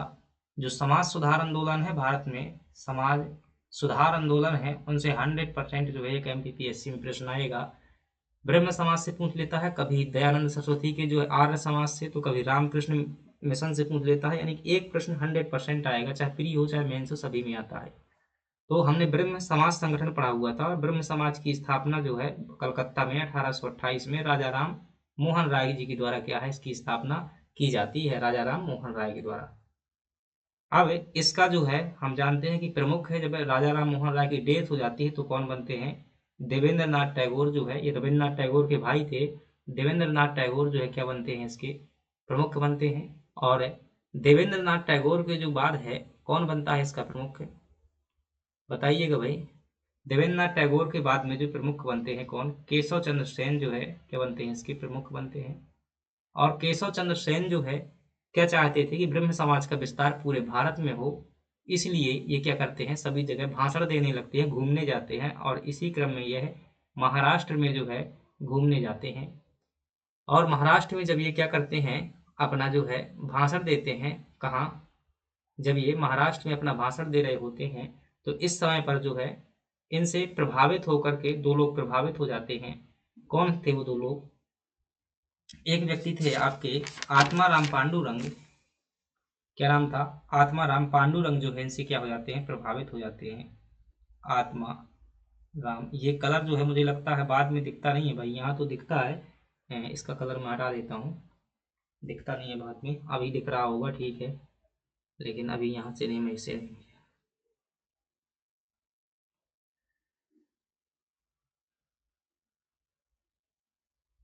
ये कैसा होता है? ठीक है, ये भी सही है। चलिए आत्माराम जो पांडु रंग करके जो है एक व्यक्ति थे, आत्माराम पांडुरंग, क्या पता भाई ये कलर भी मिट जाता हो बाद में, मुझे लगता है अपना जो है वही कलर लेना चाहिए। आत्माराम जो है पांडुरंग थे, यह जो है क्या थे, बहुत ज़्यादा प्रभावित होते हैं किससे? केशव चंद्र सेन के भाषण से। और आत्माराम पांडुरंग द्वारा जो है 1867 में महाराष्ट्र में, कहाँ पर? महाराष्ट्र में ही भाषण चल रहा था उनका, तो महाराष्ट्र में जो है एक नए संगठन की वो स्थापना करते हैं ब्रह्म समाज के, जो केशव चंद्र सेन से प्रभावित होकर के, और उसका नाम था क्या? प्रार्थना समाज जो है इस संगठन का नाम था। तो आपसे प्रश्न पूछा गया है कि प्रार्थना समाज की स्थापना कहाँ की गई थी, तो आप क्या बताएंगे? महाराष्ट्र में जो है इसकी स्थापना की गई थी। प्रार्थना समाज जो है काफी प्रचलित हुआ, और एक प्रश्न आपसे पूछा जा सकता है कि इसी प्रार्थना समाज का जो है दक्षिण भारत में किसने प्रचार प्रसार किया था? अच्छा प्रश्न है। दक्षिण भारत में, तो ध्यान रखेंगे, वीरे सलिंगम जो थे, वीरे सलिंगम, वीरे सलिंगम, वीरे सलिंगम, इनके द्वारा जो क्या किया गया था, दक्षिण भारत में प्रचार प्रसार किया गया। चलिए अगला प्रश्न है, और अगला प्रश्न आपके सामने है। भाई बहुत आराम से चल रहे हैं क्या? क्या बात है।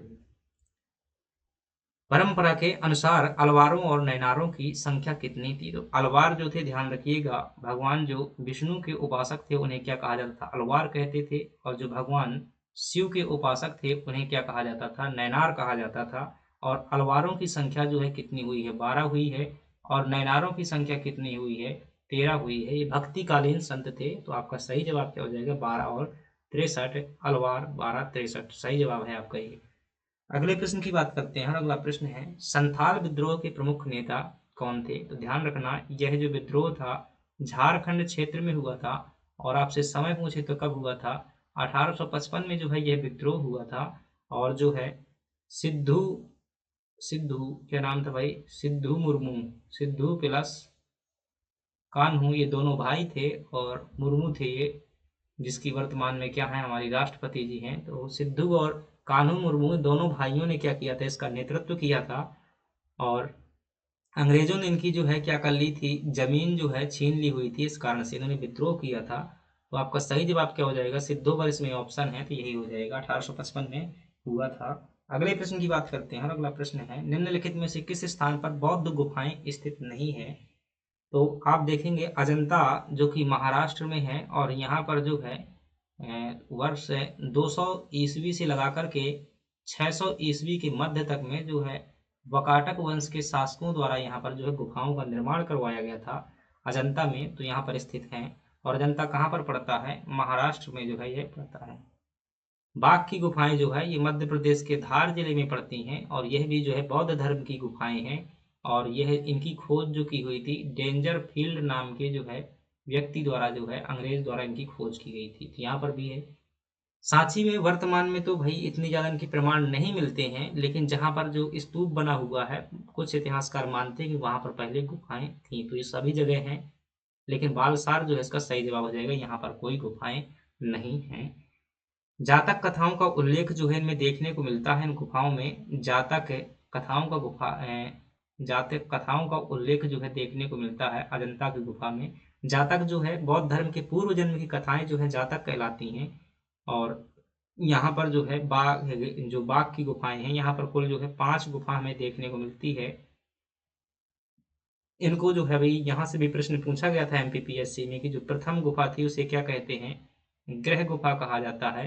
और जो दूसरी गुफा थी उसे क्या कहते हैं, पांडव गुफा कहा जाता है। और जो तीसरी गुफा थी उसे क्या कहते हैं, उसे हाथी हाथी खाना गुफा कहा जाता है, हाथी खाना गुफा। और जो चौथी गुफा थी उसे रंगमंडल कहा जाता है, क्या कहते हैं, रंगमंडल। और पांचवी जो गुफा थी उसे क्या कहते हैं, पाठशाला कहा जाता है। तो ये पांचों गुफाएं ध्यान रखेंगे। चलिए अगले प्रश्न की बात करते हैं। मध्य प्रदेश के संदर्भ में मिट्टी के संबंध में निम्नलिखित में से कथनों पर विचार करें। भाई क्या क्या बात है भाई, बहुत लंबा प्रश्न हो जाएगा ये, देखिएगा। अभी जो है आपको टेस्ट में सही तरीके से मिल जाएगा। यहाँ पर देख लेते हैं, मिट्टी के संदर्भ में आपको क्या बताना है, सही बात बतानी है। बघेलखंड में लाल पीली मिट्टी पाई जाती है, बिल्कुल सही है। तो बघेलखंड क्षेत्र में लाल पीली मिट्टी देखने को मिलती है। और जो मालवा वाला क्षेत्र है, यहाँ पर क्या देखने को मिलती है, काली मृदा देखने को मिलती है।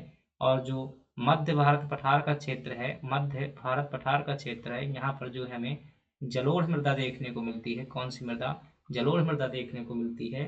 और जो आपका मालवा का बुंदेलखंड में जो है हमें मिश्रित मृदा देखने को मिल जाती है। तो बुंदेलखंड में कौन सी मृदा देखने को मिलती है, बुंदेलखंड में मिश्रित मृदा जो है देखने को मिल जाती है। तो ये क्या हो जाएगा, सही है पहला कथन।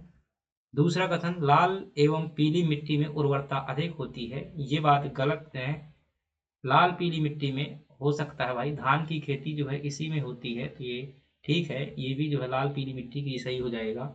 मालवा पठार में गहरी काली मिट्टी पाई जाती है, ये भी ठीक है। अगला है, और मध्य प्रदेश के उत्तरी पश्चिमी भागों में जलोढ़ मिट्टी पाई जाती है। तो कुल मिलाकर के इस प्रश्न में कितने कथन थे, 4 कथन थे। पहले कथन में पूछ रहा था कि बघेलखंड क्षेत्र में जो है पीली मिट्टी पाई जाती है, वो सही था। दूसरे कथन में पूछ रहा था आपसे, दूसरे कथन में क्या पूछ रहा था,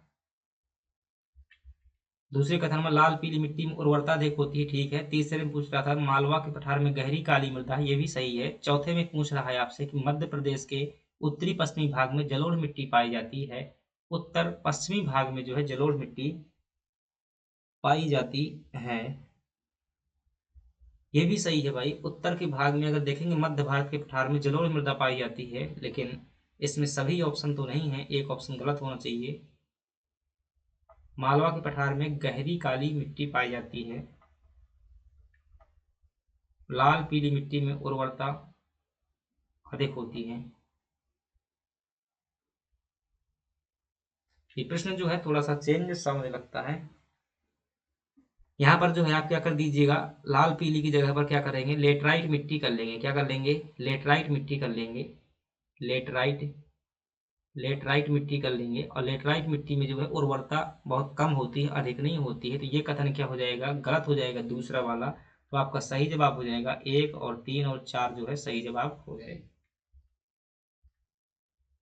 1 3 4 ऑप्शन है आपका, ऐसा ही होगा प्रश्न, डी ऑप्शन जो है सही हो जाएगा। चलिए, निम्नलिखित जिलों में से मैग्नीज के सबसे बड़े भंडार किसमें हैं, तो आप क्या बताएंगे। मध्य प्रदेश में मैग्नीज को लेकर प्रश्न पूछा जा रहा है, ध्यान रखना। तो मैग्नीज के जो सर्वाधिक भंडार देखने को मिलते हैं मध्य प्रदेश में, वो कहाँ, बालाघाट में देखने को मिलते हैं। और बालाघाट में जो प्रमुख खदान है उसका नाम है भरवेली खान। क्या नाम है, भरवेली खान जो है मैग्नीज की है, प्रमुख खान है, और यह एशिया की सबसे बड़ी खान है। क्या, एशिया की सबसे बड़ी खान है, सबसे बड़ी खदान है। किस मामले में, ये जो है खुले मुंह की खदान है। एशिया की सबसे बड़ी खदान, खुले मुंह की सबसे बड़ी खदान है, ठीक है। और मध्य प्रदेश का पूरे भारत में, ध्यान रखना, प्रथम स्थान है मैग्नीज के उत्पादन में। जो है पूरे भारत में मध्य प्रदेश का कौन सा स्थान है, प्रथम स्थान है मध्य प्रदेश में। जो और बातें ध्यान रखिएगा, जो मैग्नीज है, अब प्रथम स्थान हो गया, ध्यान रखना प्रथम स्थान, ये सही है। अभी डाटा जो नया डाटा है मैंने देखा हुआ है।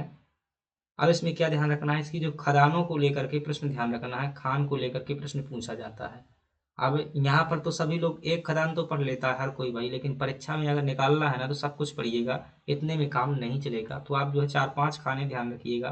कुछ खदान जो है आपकी बालाघाट में स्थित है, मध्य प्रदेश के बालाघाट में जो है। और मैग्नीज का प्रथम स्थान है, मैग्नीज के उत्पादन में एक खदान याद करते हैं, कैसे काम चलेगा, सबसे बड़ा स्टेट है मैग्नीज उत्पादन का बालाघाट में। और कुछ खदानें ध्यान रखिएगा आप, छिंदवाड़ा में ध्यान रखना।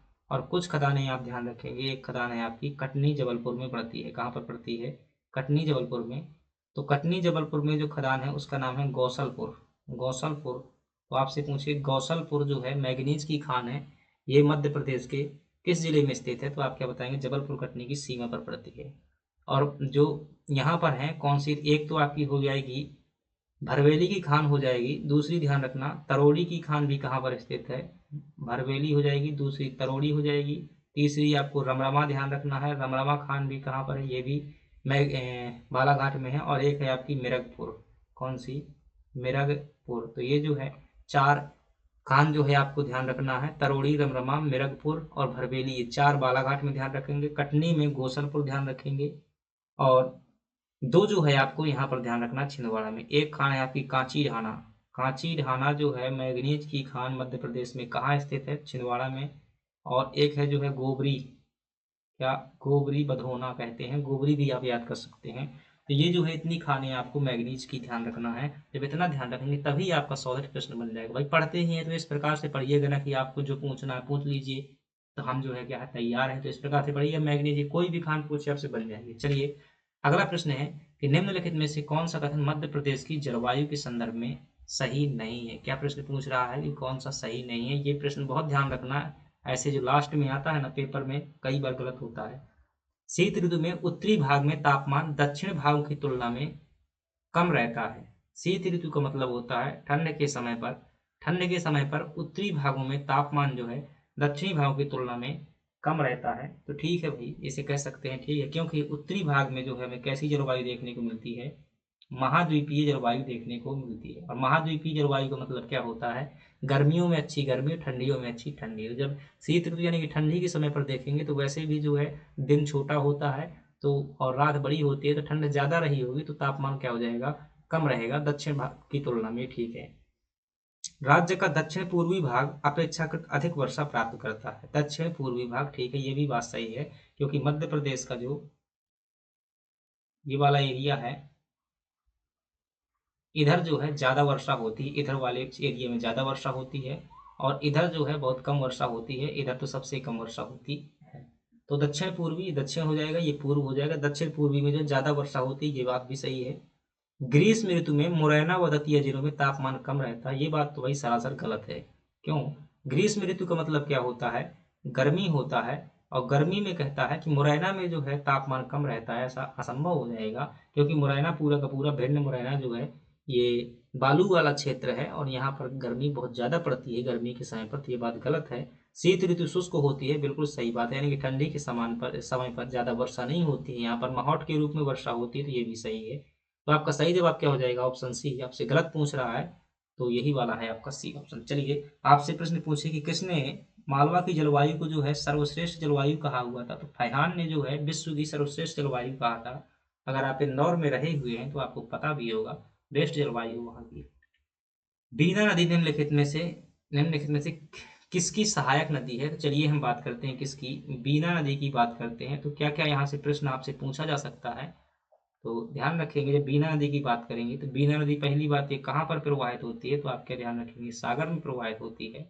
इसमें कौन सा जलप्रपात है? तो आपसे पूछता है राहतगढ़ जलप्रपात कहाँ पर स्थित है? तो आप क्या बताएंगे? बीना नदी पर। इसी को जो है भालकुंड जलप्रपात के नाम से जाना जाता है, भालकुंड जलप्रपात। आपसे प्रश्न अगर पूछता है बीना नदी में कौन सा बांध स्थित है, आपसे पूछे कि मुड़िया बांध कहाँ पर स्थित है? मुड़िया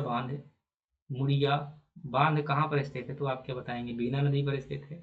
बीना नदी के किनारे जो है ध्यान रखिएगा तेल रिफाइनरी भी स्थित है, बीना तेल रिफाइनरी आपसे कई बार प्रश्न पूछता है, तो सागर में ही है। और किस देश के सहयोग से स्थापित की गई थी? तो ओमान देश के सहयोग से स्थापित की गई थी बीना से जो है। और क्या आपसे पूछा जा सकता है कि बीना जो नदी है यह बेतवा नदी की जो है क्या है? सहायक नदी है, बेतवा की सहायक नदी है। अगला प्रश्न जो है यहाँ पर इतनी बातें आप ध्यान रखेंगे। चलिए अगले प्रश्न की बात करते हैं, बीना नदी में किसकी सहायक है? तो आप क्या हो जाएगा? बेतवा की जो है सहायक। लास्ट प्रश्न है हमारे पास में, अकरानी और मथुवार की पहाड़ियों के मध्य निम्नलिखित में से नदी किस नदी ने गहरी कंदरा बनाई हुई है? तो ध्यान पूर्वक समझिएगा। जब हम किसको पढ़ते हैं, सतपुड़ा पर्वत को पढ़ते हैं, तो इसमें जो है एक पढ़ते हैं पश्चिमी सतपुड़ा, ये है आपका पश्चिमी सतपुड़ा, और एक पढ़ते हैं जो पूर्वी सतपुड़ा पढ़ते हैं, तो ये हो जाएगा आपका पूर्वी सतपुड़ा और ये हो जाएगा आपका पश्चिमी सतपुड़ा। और एक होती है आपकी ये वाली श्रेणी है, इसे क्या कहते हैं? मैकल श्रेणी कहते हैं। और इन सभी को मिलाकर के क्या कहा जाता है? सतपुड़ा मैकाल श्रेणी कहा जाता है। प्रश्न जो है पश्चिमी सतपुड़ा जिसे राजपीपला श्रेणी के नाम से भी जाना जाता है, किस नाम से? इसे राजपीपला श्रेणी भी कहते हैं, पश्चिमी सतपुड़ा को ही। अब इससे प्रश्न है, चलिए इसे यहाँ पर देखते हैं। इसमें कई पहाड़ियां छोटी छोटी की स्थित हैं। एक पहाड़ी है इस प्रकार से, यह जो है मुख्यतः आपकी मध्य प्रदेश के बड़वानी जिले से लेकर के बुरहानपुर जिले तक जो है हमें विस्तार देखने को मिलता है। किसका? जो ये वाली है श्रेणी पश्चिमी सतपुड़ा वाला। तो एक श्रेणी है आपकी ये, ठीक है, और इसे जो है हम कहते हैं, इसे अखरानी की पहाड़ियां कहा जाता है। क्या कहा जाता है? इसे जो है अखरानी की पहाड़ियां कहा जाता है, अखरानी पहाड़ियां हो जाएंगी। और अखरानी पहाड़ियों के जो है बाद में आपको देखने को मिलती हैं बड़वानी की सॉरी मथुआर की पहाड़ियां, इस प्रकार से जो है यहाँ पर जो है आपको देखने को मिल जाएंगी। मथुआर की पहाड़ियां हैं ये। कौन सी पहाड़ियां हैं? मथुआर की पहाड़ियां, मथुआर की पहाड़ियाँ, ये भी जो है इसी का हिस्सा है। फिर इसके बाद देखेंगे यहाँ पर जो है हमें यहाँ पर कौन सी देखने को मिलती है? बीजागढ़ की पहाड़ियाँ देखने को मिलती हैं। ये जो है आपकी बीजागढ़ की पहाड़ी है, बीजागढ़ की पहाड़ियाँ हैं। फिर जो है हमें यहाँ पर क्या देखने को मिलती है? असीरगढ़ की पहाड़ियाँ देखने को मिलती हैं, असीरगढ़। और इसी असीरगढ़ की पहाड़ी पर जो है बुरहानपुर का किला स्थित है, असीरगढ़ पर। ये चार पहाड़ियाँ हैं, किसका हिस्सा है? पश्चिमी सतपुड़ा का हिस्सा है। और जो ये वाला क्षेत्र है आपका,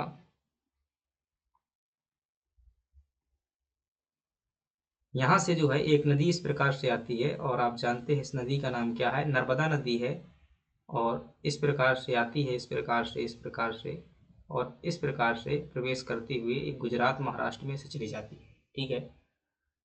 तो ये कौन सी नदी है? इस नदी का नाम है आपकी जो है नर्मदा नदी है, ध्यान रखिएगा। ये कौन सी है? नर्मदा नदी है। तो आपसे प्रश्न पूछता है कि अखरानी और मथुआर पहाड़ियों के मध्य निम्नलिखित में से किस नदी ने गहरी कंदरा बनाई हुई है? तो ये अखरानी की पहाड़ियां हैं, ये आपकी मथुआर की पहाड़ियां हैं। और यहाँ पर जो ये क्या करती है, ये नदी कहने का आशय है, ये वाली नदी यहाँ पर क्या करती है? गहरी कंदरा का निर्माण जो है करती है। तो इसका सही जवाब क्या हो जाएगा? नर्मदा नदी जो है आपका सही जवाब हो जाएगा। तो फ्रेंड्स आपसे और प्रश्न अगर देखना हो तो यहाँ पर जो है सबसे ऊंची चोटी है पश्चिमी सतपुड़ा की, सबसे ऊंची चोटी है एक, और एक जो है पूर्वी सतपुड़ा की सबसे ऊंची चोटी है, और एक जो है मैकाल श्रेणी की सबसे ऊंची चोटी है। लास्ट में इन्हें भी देख लेते हैं। पश्चिमी सतपुड़ा की जो सबसे ऊंची चोटी है उसका नाम क्या है? उसका नाम है चूलागिरी जो है, चूलागिरी जो है इसकी क्या है? सबसे ऊंची चोटी है चूलागिरी पश्चिमी सतपुड़ा की। 1215 मीटर जो है इसकी क्या है? ऊंचाई है। और जो पूर्वी सतपुड़ा है इसकी सबसे ऊंची चोटी है, इसका नाम है धूपगढ़ जो है इसका नाम है। और जो मैकाल श्रेणी है इसकी धूपगढ़ की ऊंचाई कितनी है? 1350 मीटर इसकी ऊंचाई है। और मैकाल श्रेणी की सबसे ऊंची चोटी है, इसका नाम है आपका अमरकंटक, और इसकी ऊंचाई जो है आपकी 1067 मीटर है, 1067। तो ये ध्यान रखना। चलिए, इस प्रकार से क्या हुई हमारी क्लास जो है ख़त्म हुई। अगर आप इसका टेस्ट देना चाहते हैं तो टेलीग्राम चैनल जो है लिंक मिलेगा डिस्क्रिप्शन बॉक्स में, वहाँ पर आप ज्वाइन कर सकते हैं। और यदि क्लास वैल्यूबल लगे तो लाइक सब्सक्राइब कीजिएगा, सपोर्ट कीजिएगा हमें। चलिए, थैंक यू।